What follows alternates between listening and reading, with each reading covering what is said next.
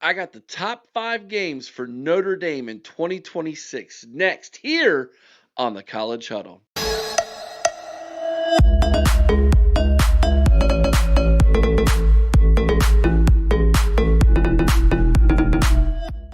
And welcome to the College Huddle, everybody. 87 independent podcasts from coast to coast. And you have found home base right here on YouTube for the College Huddle. Don't forget to check out our website over at thecollegehuddle.com, where you can find your next favorite college football or college sports podcast over on thecollegehuddle.com. Hey, everybody, make sure you hit that like button and subscribe to the channel. Thank you to so many of you who've subscribed over the past couple weeks. We really do appreciate your support. And as always, we would love to know what you think about what we think down in the comments section below. Let's get into it this morning. Notre Dame's top 5 games in 2026. Now, before I reveal this list, I know what all non-Notre Dame fans are going to say. This might be the easiest schedule for a big-time program, Power 4 program, but independent, in all of college football. And I think you can be justified in saying that this year. Now, oftentimes I think that argument falls a little flat, in my opinion, but this year the argument might be able to hold some weight when you look at this thing. Even Notre Dame fans, those of you who are going to watch this, you have to admit that this schedule is much easier than what you had in previous seasons. And even some people who are looking at how Indiana went 16-0, played nobody out of conference, they're saying, hey, that's the model to take. Don't put yourself in any predicament where you might end up with a third loss and be on the outside looking in, such as Texas did when they lost to Ohio State. Why put yourself in that predicament? Play a bunch of G6 schools and make sure you're 3-0 going into league play, but there is no league play for Notre Dame. And so automatically a lot of conference people will look at Notre Dame and say, nah, don't need it, easy schedule. This year, there's some justification to that, and I think even you Notre Dame fans have to admit that. So that being said, it's a little light. This this top 5's a little light, but I did my best to try to come up with the top 5 games for you guys. Number 5, how about Lambeau Field in Wisconsin? That would be an interesting way to start your season off, I do believe. Going up against Big Ten foe Wisconsin there at Lambeau Field. Not a true away game, being that it is at Lambeau Field, but very cool venue to start your season off, to play in. I think that's kind of, I think it's kind of cool. And Wisconsin's not exactly a killer program here this year. I think one might say they're a wounded animal. They're a cornered animal. Luke Fickell was a lot of people thought he wasn't going to make it through the season. So the fact that he's kind of coaching for his job, maybe this is a little bit of a tougher game. It's game number 1. Game number 1 last year for Notre Dame didn't go so well on the road as well when they went down to Hard Rock and got beat by Miami. But this one's different. This one is very drivable for all of the Notre Dame fans from Chicago. Lambeau Field, kind of a neutral site game, I guess you could say. So I feel like this one is not nearly the same difficulty level for Notre Dame as the Miami game, obviously, from last year. Number 4. This one's got some intrigue because, well, you're heading to Chapel Hill, or as they like to call it, Chapel Bill, and you're taking on the legendary Bill Belichick. Now, this will be year number 2 for Bill Belichick and the Tar Heels. Year number 1, not so great, but transitioning to college, completely different game, transitioning the roster, and then turning over the roster again, it looks like. Who knows what we're going to get from the Tar Heels in 2026? Would it be a little bit better than 2025? I'm guessing maybe by a game, 2 at most.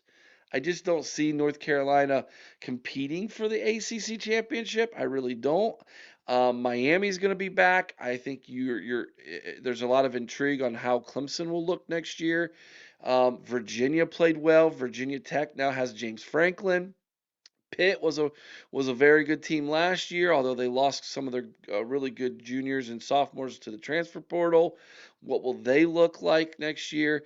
I think the ACC is very, very interesting um, as far as just looking at the landscape of it. But I don't see North Carolina at the upper echelon. And how can I forget to mention Duke? What's my problem? Got it.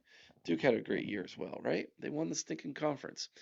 Number 3, SMU. Now, SMU is a home game later in the season, maybe. That's the still to be determined what the date of that will be.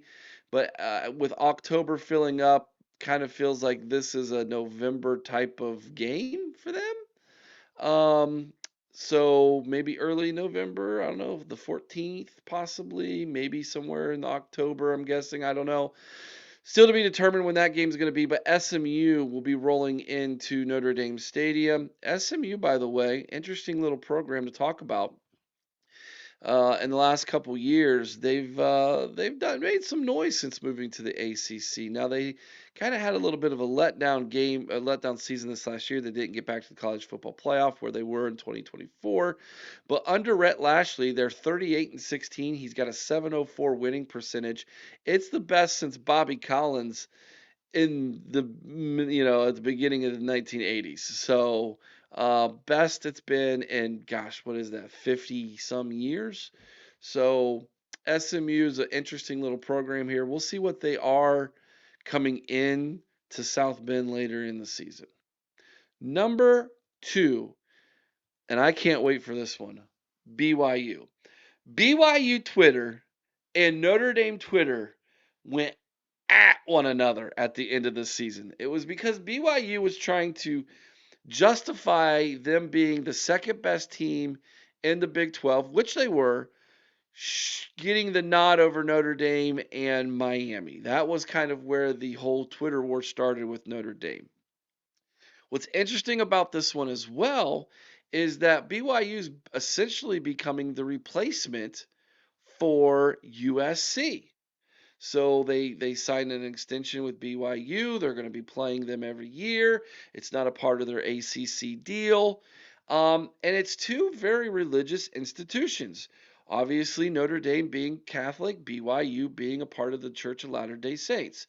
Um, Being a very religious man myself and having done a lot of studies when it comes to the history of religion, um, I find this intriguing from that perspective, along with the fact that it's going to be played out on the field. So I think this is very, very interesting. If BYU is going to take a major step forward and kind of be a school that says, "Hey, you need to consider us a part of the big boys." Yes, we know Texas Tech won this year, and we know Arizona State won the league last year. If they want to win the Big 12, if they want to be considered, hey, a CFP eligible football team, this will be their shot right here, man. Good returning starting quarterback. Both teams have good returning starting quarterbacks. Um, Big time coaches. This has got a lot of intrigue behind it, and of course, it's got the religious undertones as well, which I find incredibly interesting. Some people might not. I think it's the second best game on this on the schedule for Notre Dame, and this is where I think a lot of people are going to start complaining about Notre Dame's schedule. If they're saying, "Look, if your third and second best game on your schedule is SMU and BYU, how good is that schedule?" And I think they got it. There's some weight behind that questioning. Obviously, number one, it's everybody's number one. It's the rematch with Miami. This time they got to come to South Bend, Indiana. It's going to be a home game. It's scheduled for November 7th. So this one is going to be, mark it down. This is going to be a huge game. That'll probably be the biggest game of the day on November 7th. Based off the fact that Miami got all the way to the college football playoff, fell short to Indiana. Given the fact that Notre Dame didn't make it because of Miami getting the nod over them, This has got a ton of intrigue. This is probably a top 5 matchup for the season overall. I'm working on that list, obviously. Ole Miss LSU's on that list. Notre Dame Miami is on that list. This is going to be a massive football game nationally. We'll probably get the best number that week, more than likely. If not, the best, it'll be one of the best. Huge, huge football game for both teams. Um, Both could probably be undefeated or with one loss. So there's a lot of CFP implications here. This is the one game where I could say Notre Dame might get beat. BYU would be an upset.